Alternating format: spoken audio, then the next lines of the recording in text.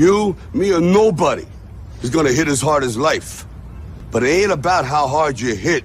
It's about how hard you can get hit and keep moving forward. How much you can take. Plan. I'm the enemy, because I like to think.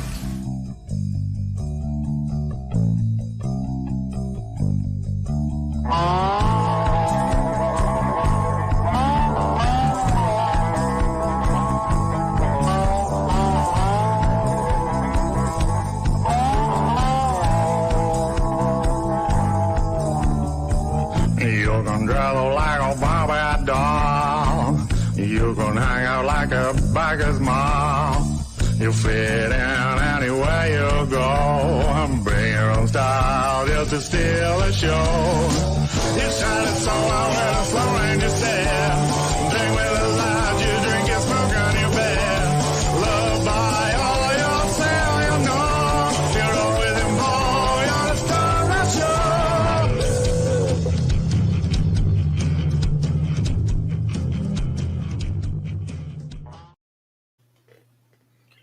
Hello and welcome to another Thursday Fultonland show. Thanks for joining. I see we got Eric the Guapo in the chat. Good to see you, Eric. And today we've got a friend of ours, Mr. Karl Stephan, also known as Chubb, who's here to talk about his current book, Merry Boys Beefheads. How you doing, Chubb? All good, all good.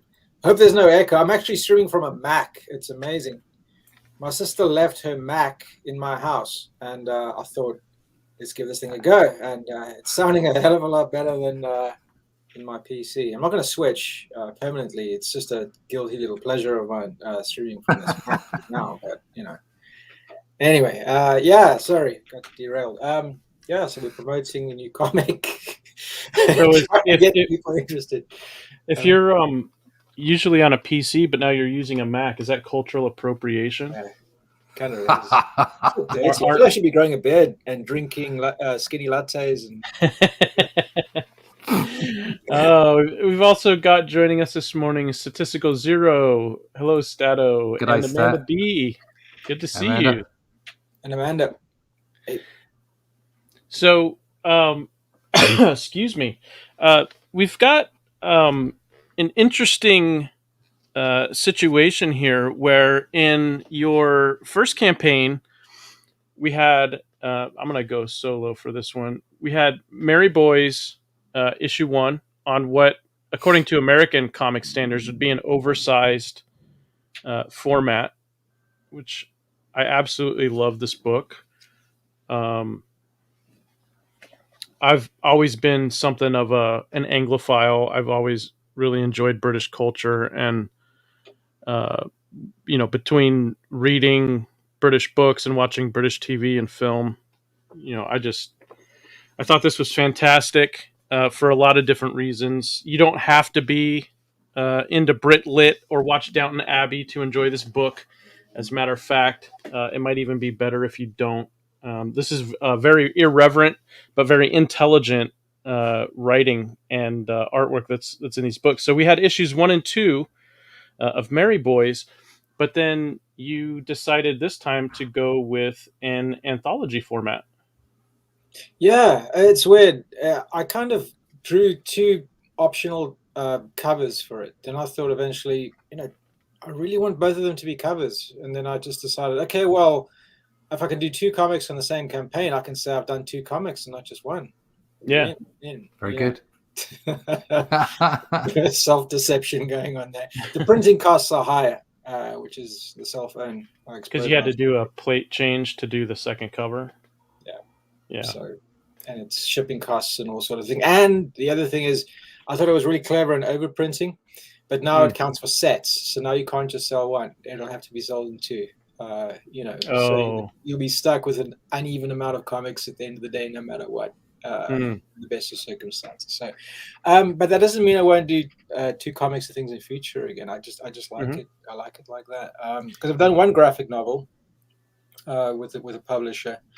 But to be honest, it's different. It's a different experience having a comic. It's got a different feeling. Like it's almost like a magazine sort of things. I mean, I grew up reading, American comics in 2000 AD, and that feeling of having little like bits of different stories in it is pretty cool. I don't know, it's kind of like in the DNA.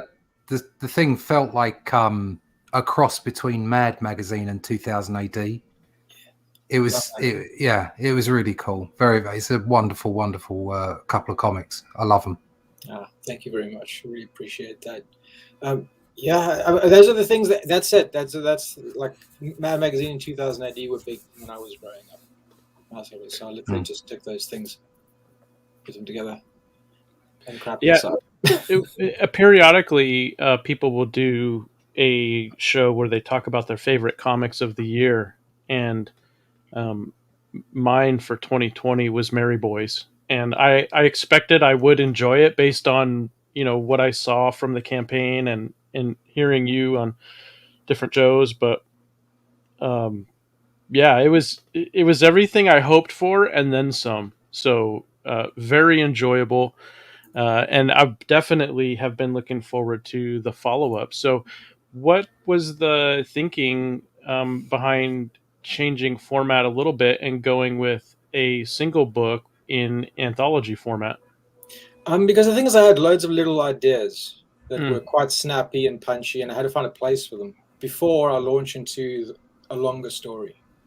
And I thought it would be nice to take almost like a segue. If it was a TV series or a movie, it would still be within that act one, I guess, but it's still focused on entertainment. So you've got your short stories, but there isn't anything major that's going to upset their world and change everything. And now they've got to go through a process of character development, basically. And it just, and also because there are more characters I introduce, and they would have put too much into the first expose, basically. They would have left too many details, too many things. I find some comics I read, I find people are just trying to do too much in too short a space of time. So it was a pacing thing too. That I thought, okay, I'll do it like this. I would still like one day I'd still like to do an experiment where I just do Merry Boy stories, but they have got to be 5 pages or less. I'd love to do that as an experiment, because that's a totally different formula again. Yeah. So, and there's something about the canonical story at this point that lends itself to that? Is it character quirks that you want to highlight, or is it more of from a writing and visual arts perspective, you like the idea of the challenge of doing it that way? Well, you mean this one or the one I want to do in future? The one where you say do it at 5 pages or less. That'll be like there's a band called Dark Throne who release an album in the style of all their favorite metal bands, to see if they could crack that code every time and do their own spin. It'll be like that. So I will pick stories by my favorite. I'll pick those kind of styles, but I will blend it into my own thing. But specifically those short stories, those short comic book stories. Oh, cool. One day we'll see. I've got a longer story I want to tell before then. And how long did the Merry Boys idea sit with you? And as you were kind of developing the idea, the world, the characters, before you decided this has to be a story that I tell? That's the thing. I mean, it wouldn't bugger off. I had this idea straight after I did my graphic novel. As a lark, I did like a little because I had an extra page to fill up in the graphic novel. The editor told me, well, there's so many. What do you call them? Those pieces that you put into a book? Is it called? They're not called legends. They're called. This is a good publishing name for them. But yeah, you got 1 page too few. So I thought, okay, I'll just do. There's one character in the book called Harry, and I imagine he was a Templar. He was like a proto Merry Boy, but in the future, he was an older version of them. And I thought, how cool would it be if I did a version of the Teenage Mutant Ninja Turtles, but it'll be Harry. with weapons that got blood all over their faces, like it's like that very first issue of Teenage Mutant Ninja Turtles. So I got that idea, I put it in there, and that image just never really left. So I forgot about it because I had a really bad experience with a publisher, and with the experience of doing indie comics in general. And I just thought, well, it was the last thing I was going to do was another comic at that point. So I just left it for ages. It was years that I didn't do anything to do with comic books or art really, and but the idea stayed, and it kept building on itself in a way, without subconsciously, and eventually I started drawing them again, and I started developing visually, and I thought, okay, I got to try this. Maybe I can try crowdfunding. So, and what made you pull that trigger? Was there anything specific, or did you just come to it? I think it just reached the point in my life where I had enough time. I think it was time. It was, I just finished doing something. I had to do an exam, which took years, months to prepare for, and I had to write that. And directly after that, I was working for the government, and people don't work hard working for the state. The sector is the biggest. Yeah, it's just you can get away with your thumb firmly up your ass most of the time. So I spent that time writing a comic book and developing the story idea. And after that, I thought, okay, well, let's give this thing a go. And I saw that the CG Network was up and going. I thought, yeah, this is. Then no publisher is ever going to take this. Never. There's no way. This is so incredibly problematic. This is just never going to get. This will never get published anymore. It's like good comedy. It's kind of like not being seen at the moment. It's all appropriate, and there's no chances taken. It's bizarre. I mean, Joe and I have had this discussion, but I'm sure you've had it as well. That I know you're a little bit younger than me, but I've got to this age, and I'm thinking, damn it, why am I now counterculture when I'm in my 50s? What made me punk now? Because that's the way it feels. It feels like you're saying, no, I'm going to do what I want to do. Okay, and I'm going to go out there and I'm going to make a book, and it doesn't matter whether it's. I mean, yours is conspicuous in its nature, whereas mine is a little bit more sort of standard fare, sci-fi kind of stuff. But it's the stuff that drives us. It's the stuff that we want to make. We don't want to be restricted. Want to be put in a box. No. We're going to do it our way, and that's pretty much what punk was all about. It's like no. We're going to do it our way, and if you don't like it, hard luck. And to think that we're the people that aren't towing the line, that the indie comics scene, CG or whatever, all of us in general are just going, no, we're going to do it the way we want to do it. And to be this age and be doing that feels wrong almost. It was kind of cool. I never thought, this is the most rock and roll I've been in my life. Yeah. Hey. Yeah, I was too young to be a punk, so I'm like part of CG, and it's like this dirty little secret. Billy Basco is asking if you're going to be doing the book in standard UK size, like Mary Boys 1. Yeah. And for anybody who is wondering, let's go full screen here. So here's the difference. This is Case of the Littlest Umbrella, standard comic book size. So you can see the difference there. But it fits nicely with some hardcover books that I've got. That it's not like this is going to be some crazy size that you can't work with. Personally, I love the fact that you've got. As I try and get myself off the screen here, I love the fact that you've got the art style that you have in this format. I mean, like, for example, this page, of course, I'm going to blow the screen up again. Not wrong one. Boomer Hour. So, like this one where you have Father Parrish. Superb. And then you've got all of these characters in there. I mean, trying to do something like that on a standard comic page, you're going to lose a lot. But the artwork is very detailed. The the faces on these. They're cracking, aren't they? It's great. So yeah, I love the format. Thank you. Yeah, I want to try maybe this one. I'm gonna look at different options with the publisher, but I want to see if I can't get something that's closer to the Mad Magazine stock, uncoated stock, and see how the ink wash reacts to that, because I kind of like that, and keep the covers glossy. Is that A4 or is it the? It is A4. Right. Okay, so it's not like the 2000 AD weird size. No, Right. they went through a bunch of sizes. Yeah, I've got a whole. Yeah, I think they set. I think it is A4 now, but they're just kind of like more squarer. Yeah. It was great. I loved it. There is a gloss on this cover, but it's not as severe as a lot of the ones that I've seen. It's just a sheen, isn't it? It's just Yeah. nice. Yeah. So like if I let the light get on it, it'll definitely show, but it's not like you can't see the print because the glare is so intense. Yeah, you get that problem. That's why you've got the option of applying a finish, which I didn't go for because of that problem. It's like glass. Yeah. It's good stuff. I mean, also because of the size, I don't know. I mean, it's magazine format, like you say.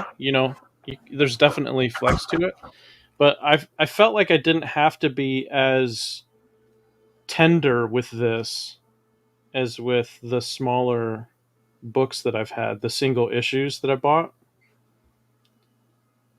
So it's good. Glad to hear that you're continuing with that format.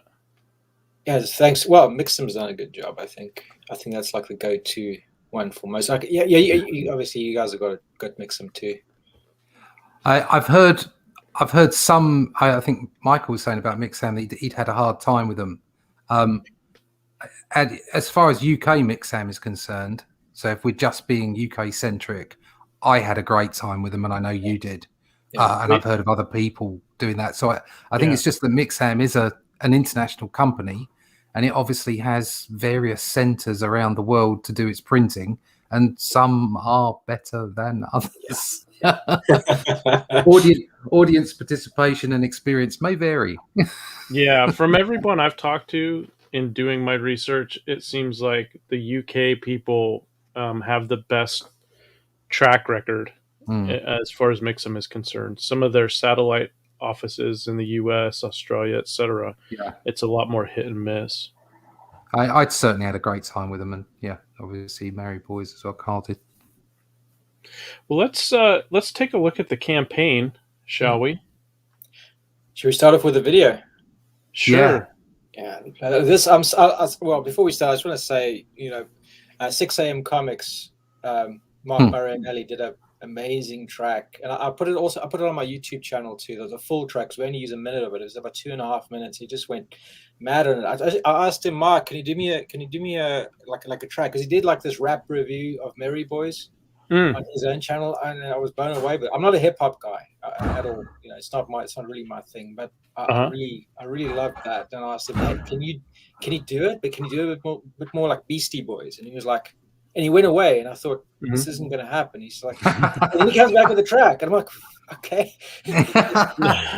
At like 5 o'clock, it must have been about 5 o'clock in the morning. He sends me. He's incredibly talented. He was up all night doing this and sent it to me. There you go. What do you think? I'm like, damn, amazing. That's great. Here we go.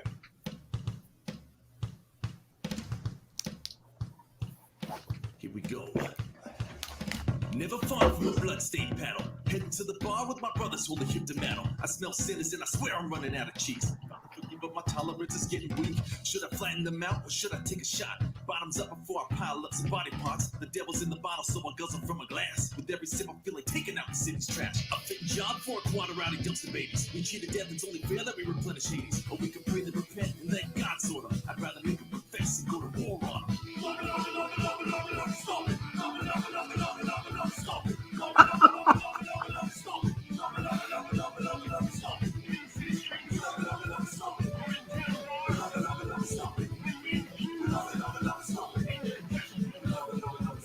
First to the perfect setup for the proper sequel. It's probably is no equal. Despite our mother's worst intentions, even walk the valley and cast a shadow of death. The wickedness is rallying. Just want to go to the town and pound a couple loggers. That's brilliant. Yeah, I really enjoyed it, I have to say. That's a great video as well. Really nice, well put together. Yeah, if anybody's got campaigns and you want like Marky to do your rap track, then do it. It's totally worth it. You know? Logger stomp. Yeah, the thing is what I wanted to do. I just said like Born Slippy, like that song. I said lager shouting, you know, that from the 90s from Train Spotting. I was thinking something like that, and he came up with this, and I thought, yeah, that's awesome. That's great. Yeah. So how about you walk us through the campaign? Tell us all about it. Sure. So right, basic book tier. It's over here. I've actually only got 3 tiers. It is the basic book tier, which is the standard cover with a 74 pages comic. Then there is the variant cover with the cathedral wraparound. Then I've got this one, which has got a lot more stuff on it, but it's a slightly discounted rate for, you know, if you back the last campaign, this is a good one to get because that's got all the new stuff on it. So that is 2 copies of the comic, one of the alternative covers each. It's got the lager stomping embroidered patch. It's got the Beefheads companion, which has got a lot of the preparatory sketches, thumbnails, thoughts, and just some like a guide on some of the references and things in the comic. Because I did like on the last campaign, I did a making of Mary Boy's booklet. There was a stretch goal, and people really liked that. You know, they really came back to me saying, you know, wow, those are really good ideas. So I thought, let's do it again, because I've got so many sketches and things from this, mind mapping things and thinking about things that, yeah, it's worth doing. And lastly, I've got a set of 3 prints. So it's the 2 wraparound covers without any logos or anything, and this print of Father Parish riding a pig drunk off his face. I love that. And and every tier is like you can mix it up. So if you go to this one, you click on it, it's got add-ons. It'll have the old comics on there from the first campaign. There's still a limited number of those embroidered patches that did the first campaign, and then you can pick any combination of these things. You know, you can pick prints, the new patch, the Beefheads companion, or 2 copies, or you know, or another like the variant if you want. You can combine it and mix it up. And let's see. Finally, oh yes, sorry. Here's well, it was on the video, but let me just show you some of the interior art. Just some random. I just had to pick some pages from the stories that I thought would work well on the campaign. And I'm always wary after what happened to Mike S. Miller with that Kickstarter campaign where he showed his Lone Star beating the hell out of those gang members. I thought, damn it, Carl, don't go, you know, because you know, I'm just afraid Indiegogo does the same thing and pick something out that could be problematic. And I thought, okay, the most innocuous bloody pages I could think of, I took them and I banked them up and I put them on the campaign. Everything is, by the way, has been penciled already. I've got final pencils on the whole book, so I'm just inking everything now. And then we'll be done. So these first 2 pages are from the liturgy, which is the slower story with heart that I put in there. That's the first story about the homeless people in Basham, and this one's from Dinky Jones is Dead, from a gangster who dies in Basham, a well-known gangster, and they're trying to find a place to bury him, but they want a nice Catholic funeral for him. Obviously, this causes problems for them because you know, they aren't looked upon fondly by parish. And what do we have? Wonderful art. Thank you. Yeah, that's just going through the add-ons, and that's the stretch goal. So as soon as we hit £10,000 or $13,700, then I'm going to release this as a sticker. This crest that I drew a while back. Nice. So we'll see if we can get there. Yeah, that's it. That's my pitch. That's my pitch. I think everybody knows what Mary Boys is. Should I just run through what it actually is for people who are looking at this Yeah, going, what the hell is this thing even? yeah, because one of the things that we find is that whether it's during a live show or during a replay, inevitably there will be somebody who comes across it for the first time, and so as much as some of us have heard some of these pitches 800 times, there's always going to be someone who's never heard it before. Yeah, that's it. So I'm going to do a Jim Shooter move on this comment. Just going to have a little blurb in the front saying, giving like a little synopsis of who they are and what they do, without having to reach a bit of exposition right in the beginning of the comic, just saying what this is and setting everything up so people can enjoy it without worrying too much. So basically, they are quadruplets. They are essentially modern day Knights Templar in a little backwater English town, and they're on a mission to purge it from sin to avoid a biblical apocalypse. They were raised by this Catholic priest who drinks way too much and who has visions of this apocalyptic future, and he's basically indoctrinated them. They're a bunch. Basically, it's a story about 4 religious extremists. With birth defects. When they drink beer, they become stronger and faster, and it's almost like a superhero story, but with extremists, basically. And you were saying earlier in the show that they were inspired partly by the Teenage Mutant Ninja Turtles, and so could you give a rundown of their weapons of choice? That's the thing; they all use cricket bats. So it's actually quite hard to pick them apart because of that. But it's easy to see that Phil is the one without any front teeth. He's just got these teeth over here. Harry's the one who's always got a plaster on his forehead. He's got a bit of eczema. William doesn't have anything. He's the blank slate, but he's the most sensitive one. He's the one he's actually the link with the reader, because he's the one who tends to look at the camera and explain things and talk to people. And then we've got Charles, who's got this the St. George's cross tattooed on his forehead, which was a common thing among skinheads and punks in the 70s and 80s. So I thought, okay, that's a good way to distinguish, because that's the thing with the Turtles. Initially, they all had the red bandanas, but at least they had different weapons. But if they were disarmed, you didn't know who was who. And in the cartoon in the 80s, that was one of the notes that was given, is we've got to distinguish these characters from each other more than just weapons. This is going to be for kids, so we'll give them brightly colored. One turtle can stay red, but the rest got to get different colors. Yeah. No, that's it. I don't think Eastman and Laird didn't care. I think they probably thought it was going to be a one shot. Oh yeah, I don't know about Peter Laird specifically, but Kevin Eastman has said that he did not. I mean, they thought it would be kind of a one and done thing, and with the cartoon, they thought it was a chance to score some quick cash, but they never expected anything to come of it. $60 million later. It's a phenomenon. Yep. Fugitoid was their main comic. Turtles was just them screwing around, having fun. Having fun is the key, I think. Yeah, they were just having fun, drawing stuff in the garage, really. Yeah, exactly. So your boys here, they're adopted by this alcoholic priest, and what is it that convinces them that this is their calling to scrub their town of sin to prevent this biblical apocalypse? Well, on the priest, basically he had a past life regression.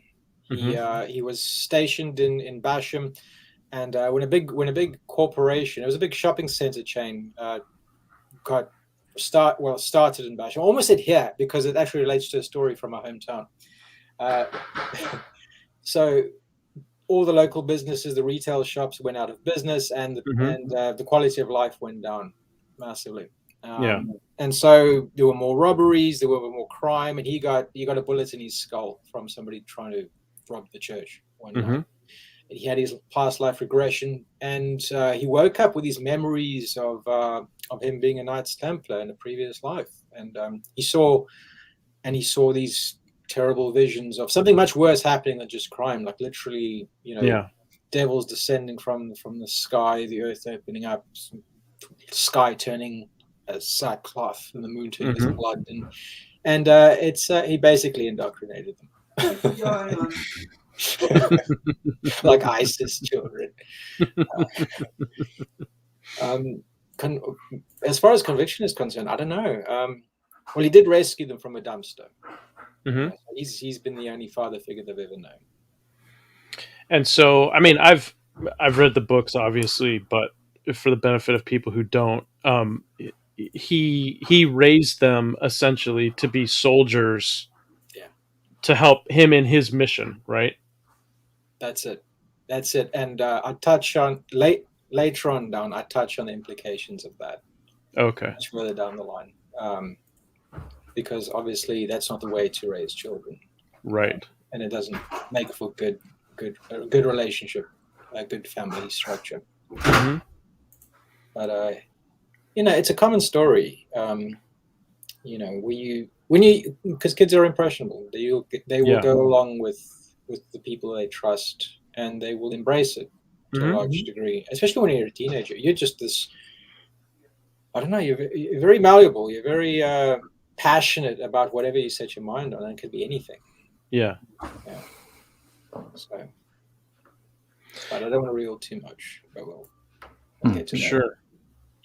So when it comes to the 4 stories in Beefheads, are you looking to get more into the individual personalities of the boys? Yes. Okay. Yeah, you find out more about them throughout the course. Well, there's one in particular where you find out that one's really into comic books, and wants to submit a comic book to a publisher. There's not so much, but it's more, like I said, it's more like these are like more one and dones. There is some, but it isn't as extensive as I will plan on going to later on. It's more, it's hard to explain. Well, it sounds to me like it's very similar to the way comics, well, certainly when I was growing up, they were often almost always standalone stories, but there were subplots where you would carry a little bit of the subplot forward in each successive issue. And then eventually it got into where they were doing story arcs, and then you would focus mostly on the arcs. But even then, when the arc was finished, there would always be at least one subplot that would continue on into the series proper. It's a very delicate process of foreshadowing things that will happen without making those things reliant on the foreshadowing. Yeah, absolutely. That's the way the Outliers series is, where I wanted to have it's a 12-part story inspired by the maxi series of the 1980s, like Crisis on Infinite Earths, Squadron Supreme, Watchmen, that sort of a thing. And I wanted to have each chapter be a standalone story with subplot elements that connect all of them, and being able to have each one build on stuff that was set up in the chapter before. So I know some people don't like anthologies and have given the reason for them. The stories don't really have anything to do with each other, and usually it's a way to package stories that suck with stories that are good and that sort of thing. And that stuff does happen. I mean, it does happen. Anthologies don't get a bad rap for no reason at all, but there are good anthologies and even great anthologies where there is a thematic purpose to putting those particular stories together. And it sounds like Beefheads is one of those. You need cohesion. Yeah. So I think with a good anthology will typically be written by the same person, even though it'll be drawn by different people, or written and drawn by the same schmuck, which is me. So you need that, and as you say, you need elements. You need a golden thread running through all of them. Like Pulp Fiction is a set of anthology stories that have something connecting them. They aren't the same, they aren't really connected, but they've got a golden thread running through them. So so there's a lot of times in CG, especially, there's talk of well, readers more so than creators, but talk about trying to cross over these characters with those characters, or have this particular character show up in that other world and that sort of thing. And to me, it seems like um, Mary Boys is a very distinct world that doesn't really allow for that. But I'll just ask you: is that the sort of thing that you've talked about? Have people approached you and asked you to do crossovers? Let me think. I think I have. Some people have asked me. The Mary Boys do appear in Area Black's Yeah. book that's coming up. But Oh, nice. D is in there as well. mm, I don't know if they're in the same scene or not, but This is in Tailless. Yeah, I don't mind things like that because it's almost. I think there's a difference between actually crossing over and integrating stories and environments and just having cameos. yeah, cameos. Cameos don't necessarily mean that the universes cross over. They're literally just a nod to just say, I really like this character and I wanted to be able to draw and put them in the background or something. I think that I love that kind of thing. And effectively I think that's what Aria's doing, isn't it? It's just an extensive cameo. That's right. I think for it to effectively work, you couldn't think about it this way. Even if you have had two comics, two separate characters in exactly the same town, in exactly the same universe, on you couldn't do the crossover if your genres are different. If you do if unless one adapts to the other genre. Yeah. That's like if you horror comedy, maybe you could get that to work. Those two, I was thinking horror comedy. Like I was actually that you could do horror comedy together. Yeah. You couldn't do, I don't know. You couldn't do slapstick comedy and period piece convincingly. You couldn't do. Maybe you could. See, it's the writer in you. Every time you come up with one, you go, no, I could do that. I could do that. Yeah. Speaking of anthologies and putting characters and stories together, making it work, as we were just talking about. Stato says he loves anthologies, and then followed that up with saying that EC, for people not familiar, once upon a time, very successful comic publisher known for publishing horror comics, among others. And Bernie Wrightson, for those who are familiar with his work, did a lot of work for EC. He says they separated their stories by type. That worked out fine. And then SDA said an anthology is supposed to add to the world, the situation, story arc, or characters. And that's where I think we were all in agreement that if there's some thought put to it, where there's some thematic element that brings them all together, or like with Chubb was talking about, he's expanding upon the world of Mary Boys while at the same time expanding upon the four boys' personalities. So we're seeing some character arcs here as we're also seeing the world expand. And then I would imagine, Chubb, knowing you, conversations we've had, that you're also setting up some stuff for yourself for the next story, or maybe a couple of stories that you want to bring into the world. That's it. It's subtle, but it's there. Mm-hmm. You have to think ahead.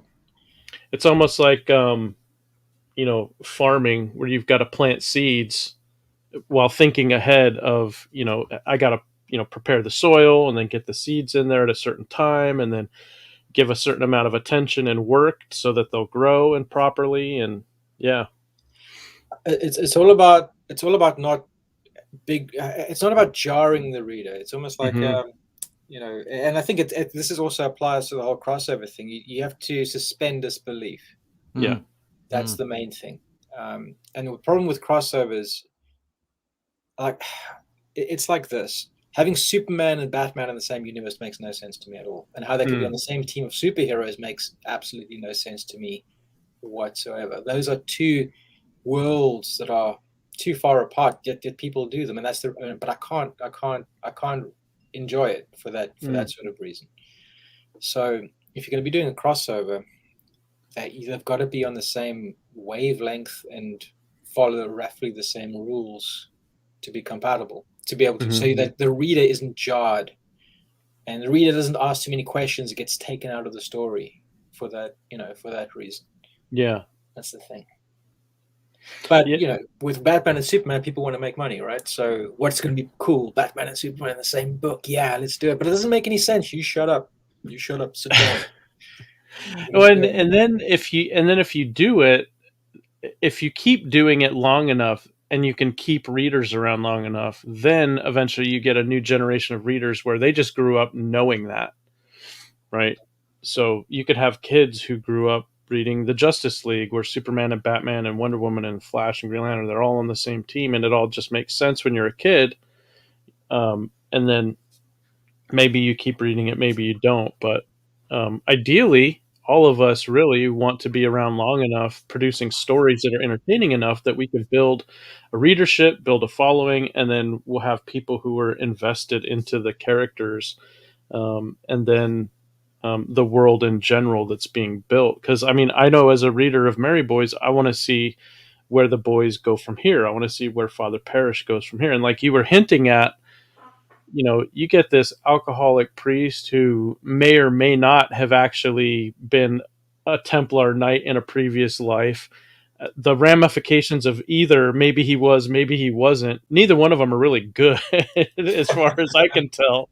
And this is the guy who's raising these 4 boys who clearly have problems that on their own would be difficult. But the fact that they're raised with him in the environment that they're in, to me, there's almost endless possibilities as a storyteller. So, I'm really looking forward to see where these kids go, and then what's going to happen with this alcoholic priest who's riding through the cemetery on a pig. I can only imagine what the neighbors think of him.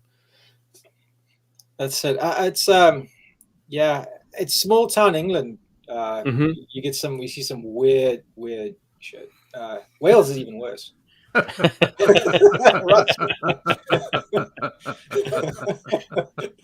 Yes, I can attest to that. Place. I'm sure out there somewhere that is perfectly normal scenario. Yeah, I spent some time in Wales, fair amount of time, so I can attest to some strange things occurring there, and there's definitely strange things occurring in small villages and towns up and down England. And well, is it any wonder that a Welshman, Arya Black, produces a book about furries?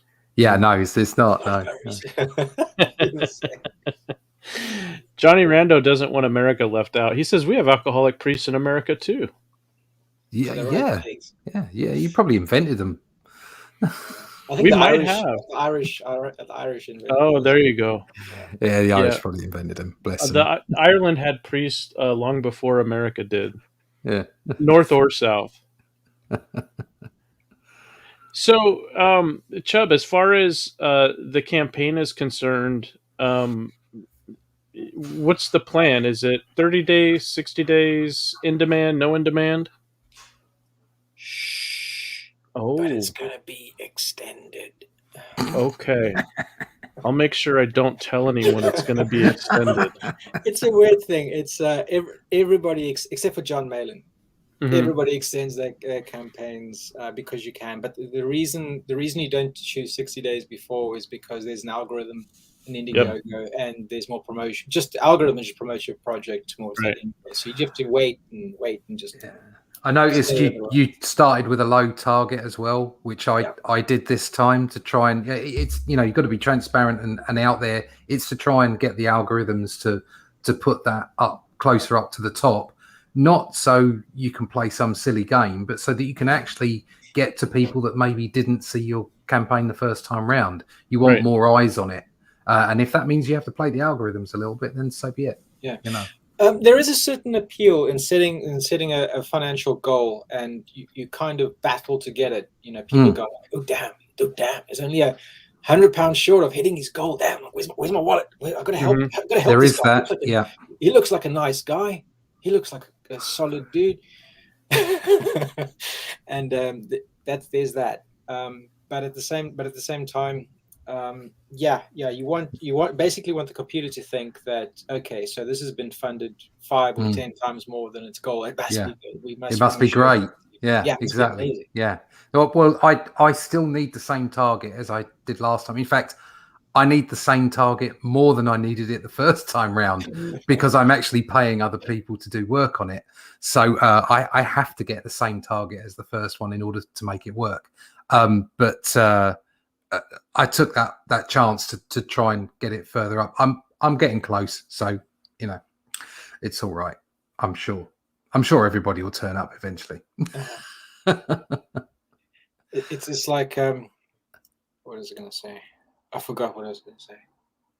Yeah, Yeah. it just in general, there's so many balancing acts that you have to pull off for a campaign, especially if you are paying other people to do things. I've got other gigs that I'm doing at the same time, so that there's no way that I can do the lettering and the flatting and all that kind of stuff. I have to get other people involved, and so you've got to come up with the funds to pay those people. But at the same time, you have to play the algorithms, and at the same time, you have to convince people that you're going to get things done in a timely manner. And then on top of that, while you're actually doing the work, I mean, you've got it even worse than me. You've got a proper job. I don't have a proper job. This is my job. You've got to work and at the same time turn up on shows, and go wherever you need to go in order to get people to get eyes on the project. It's not something for the faint-hearted. Anybody that takes this kind of thing on is serious. They're a serious person. They're a serious creator. Else they wouldn't be doing it. They wouldn't be throwing themselves through it. No, it's. I've been published with an indie publisher, and I'd rather do this. Yeah, because I'd much rather do this. It's much more difficult. Yeah, but it's much more rewarding. You stay in control, and you're right. You do get a lot back from it. I think, I've said this before. Things have changed so radically in publishing over the last 10 years, really. And so much in the last 5 years. The tectonic plates have moved so many times. But having this ability to come on and stream and look, people to see you, they look you straight in the eye and they can see what you're about. And it means that you can connect with people far better and on a far more regular basis than you could at conventions. Often at conventions, I haven't done millions of conventions, but I've done a few. And you're there with your head down, drawing a lot of the time as an artist. And you try to converse with people and you try to, contact people, but it's very, very difficult. Whereas these things give you the opportunity to spend an hour without getting in a car and going and traveling to wherever you've got to go for the con and staying overnight and spending all that money. You can spend an hour or two online with other creators, often expressing what you feel and being honest and transparent, and people love it. Your potential audience really like that because they get to see a bit of you. They get to see a bit of what motivates you, why they might like your books. And just generally see the process, and crowdfunding adds to that, is part of that. It's almost like a video game. It gives people that buzz of being part of the funding of a project, and then the whole lot together gives them that feel that they're actually part of the project. Yeah, so very the much fans and readers, and I hate the word fans, but your audience, the people that that are buying your book, that you're communicating with via your stories, they're part of the project. I think it's a great thing. I think we've moved in such a great direction. Yeah, well, and the other thing is, like, that's something we've got over and above somebody who works for the big two, writes for the big two, does draws or whatever for the big two, is they're not as invested in it as we are. It's not their IP. They're not going to do extra work, appear on streams, do anything in addition to that, other than have to for the publisher, because the publisher is shafting them in a big way already. I'll be honest. I mean, I do other gigs. I do other bits and pieces, and I do stuff for other publishers. I would do that, okay, because I'm invested in it to the point that I just love drawing. I love my job. I love what I do. So I would be one of those people that would go beyond that. But I understand why other people don't do it, because they don't feel like they're getting paid enough, or they're not invested in what they're doing. They're literally just doing it to turn a wage. So I can appreciate and understand why they might do that. but I don't understand it from my personal perspective. It doesn't matter whether I was drawing Doctor Who pages, Ben 10, doing that Marvel stuff that I was doing, whether I'm doing my own book, whether I'm doing Joe's book, whether I'm working on I want to communicate with people. That's the whole point of being a comic book creator. Whether you're a writer or an artist, it's all about communication. So I don't understand it when any of the, let's call it mainstream artists or writers don't want to just communicate with the people that are buying and reading their books. I don't understand it. There's a superiority complex going on there. Definitely. Maybe. I think that's definitely part of it. I think part of it as well is a lot of them are so miserable that it's just like one more burden on their life for them to have to actually go talk to the people who buy their work and look at them maybe in the eye, maybe not. Depends on, what kind of a mood they're in as they're sitting at the table. And as, I went to San Diego Comic-Con once. It was in 2008. It was after it had blown up into more of a pop culture convention than a comic book convention. And it had moved out of the old convention center several years before and into the new one down on the water. And it was just absolutely enormous. I felt like one sardine among 5 million other sardines at all times. And so when I went to Artist Alley and I was walking around, it was interesting how many people seemed to genuinely be interested in talking with their supporters. Like, for example, I hear mixed stories about Lou Ferrigno. Art T. Bear has a story. He took the cab and he left Art there. Yeah, so Art T. Bear has a horror story from dealing with Lou Ferrigno. I personally have a very pleasant memory of interacting with Lou and talking with him, and I bought one of his books and he signed it, and so I have no complaints. But it's interesting. I could walk around the Artist Alley and then other nearby areas, and whether it was actors or artists or whoever it was, there was an obvious difference between the people who actually enjoyed interacting with their supporters, or at least they acted as if they enjoyed it. Yeah. They'll fake it till you make it approach, which is as much of a bit of professionalism as, showing up on time and doing what you're being paid to do, right? Yeah. And then there was the people who you could tell had no interest being there at all. And so as somebody who would show up and stand in line and, you're already paying a bunch of money to see them, and then you're most likely paying more money on top of that to get a picture or get an autograph or whatever. It's one of those things where I don't know. I sometimes think that if people are so miserable in what they're doing, then maybe it's better that they don't go to the conventions. Maybe it's better that they don't. Yeah, I think there's a certain amount of horses for courses. There's always going to be some people are better at some people can't stand the idea of streaming either and talking to people that way. It isn't for everybody, but some of it comes down to just general professionalism and politeness. I just don't get it. I just don't get why anyone would be horrible to anyone. There's no need for it. Right.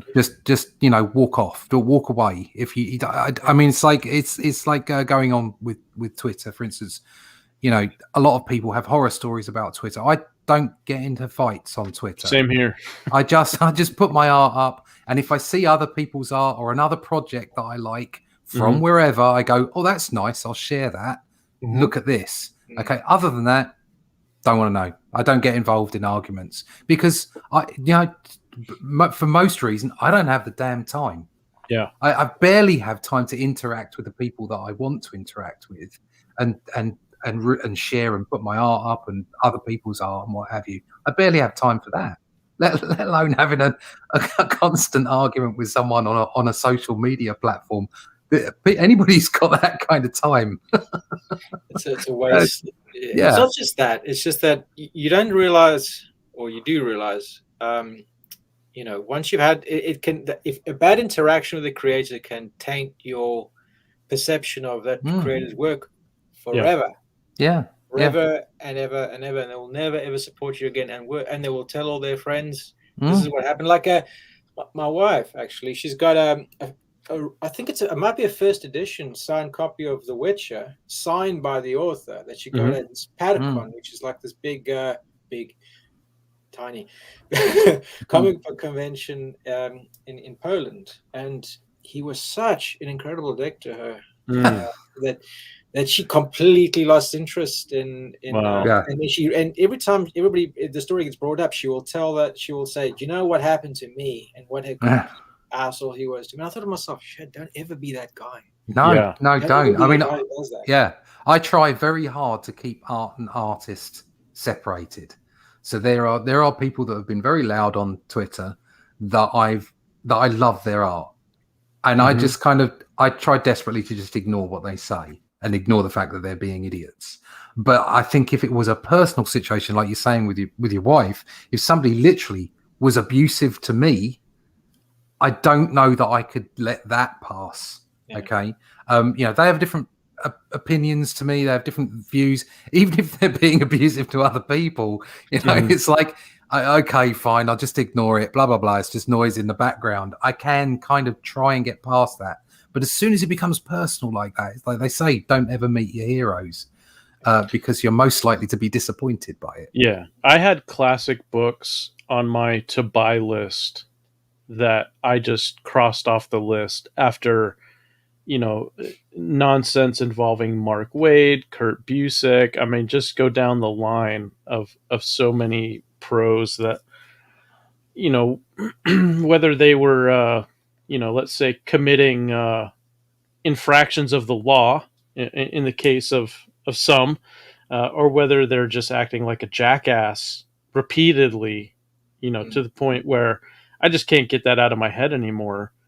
I understand. And I hate having to cross those off the list because, I've got an almost endless to buy list, and I just try and chip away at it a little bit at a time. And one of the great joys for me as a comic book reader and virtually a lifelong fan of the characters is that there's effectively an unlimited amount of content, going back decades that I'll never be able to read all of it.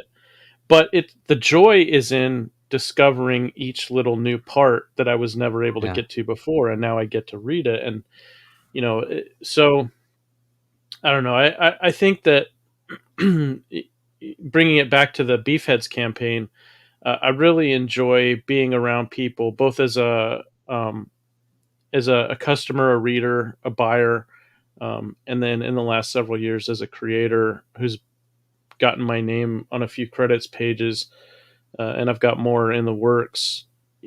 It's just one of those things where I'm happy to once again be around people, and have been around for the last several years, who just love comics as a medium. They love being around comic people, and the fact that we can do this essentially on a daily basis with people from around the world at times is a little mind-blowing to me.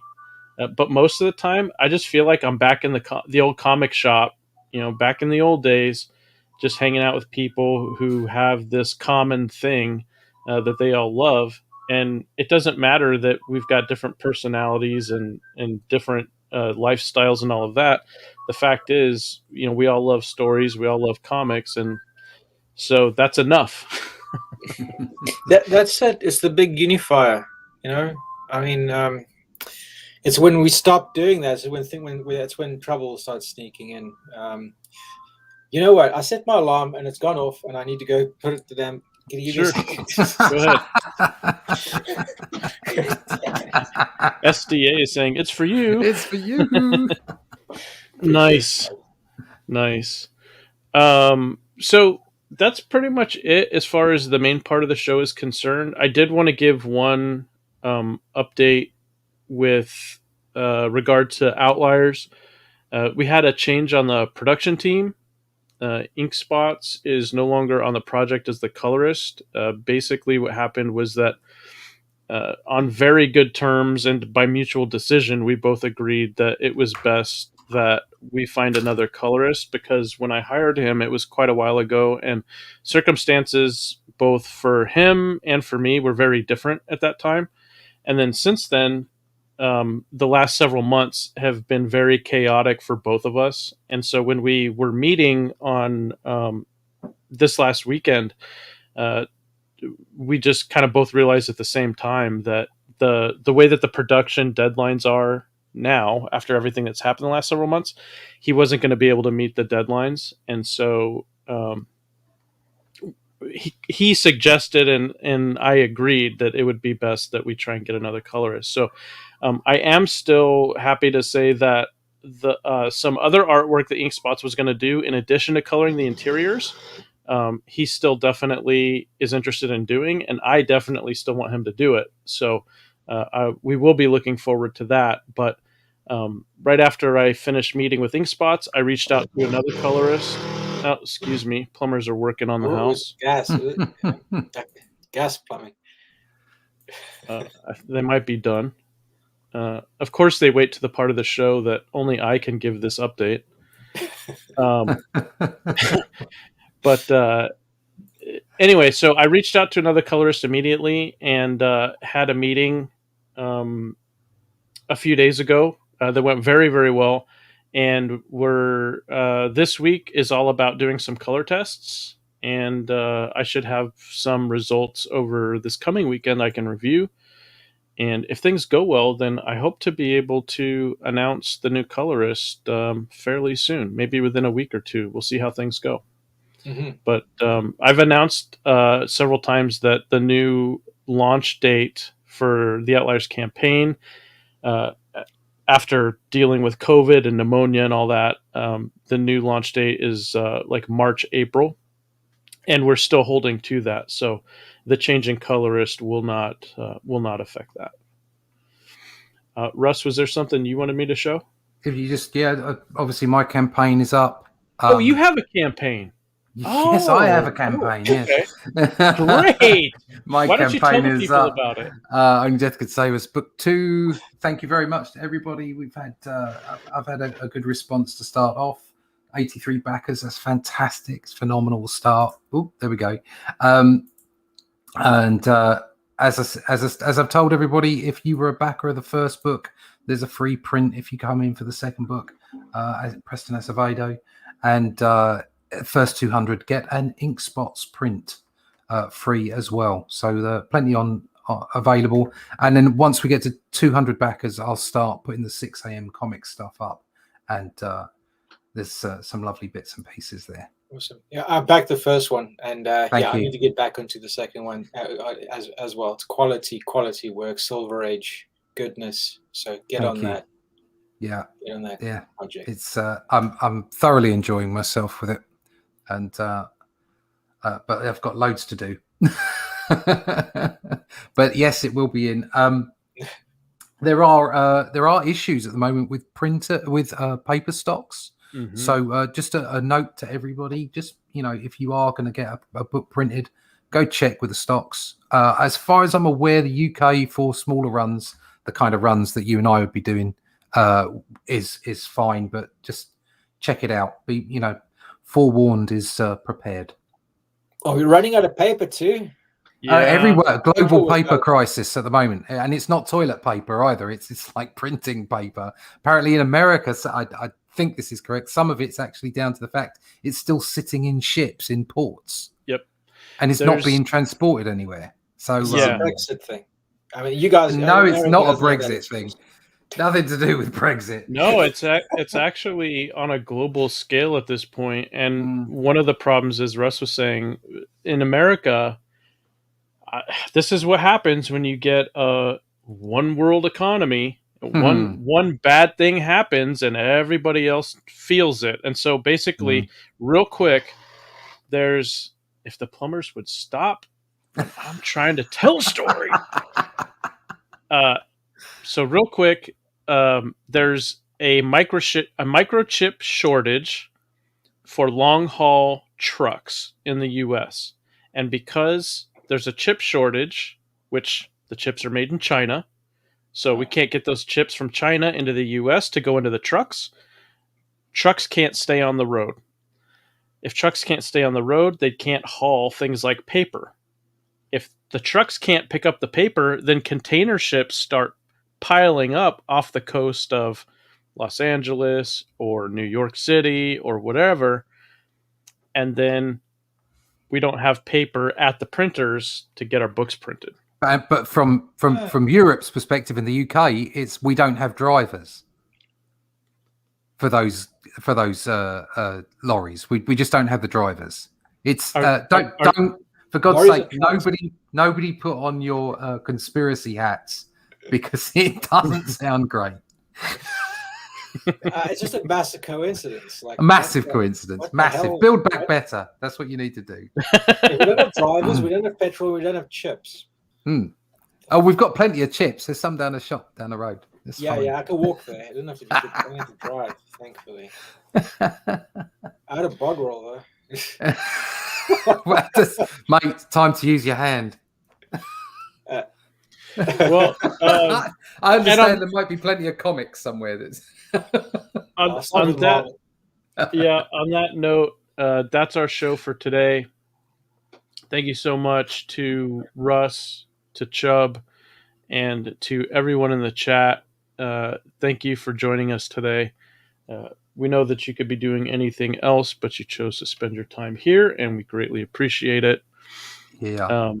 Next week, we should be having a show next week. It's the one after where I might or might not be able to make it. The kids are going to be out of school for a week, and we have yet to figure out if we've got childcare or not. So, but as far as I can think of, next week we'll have a show. So with that, I hope everybody goes out and makes it a great day, and we'll see you next week. That's for Dania. Bye. Let's get out of here together.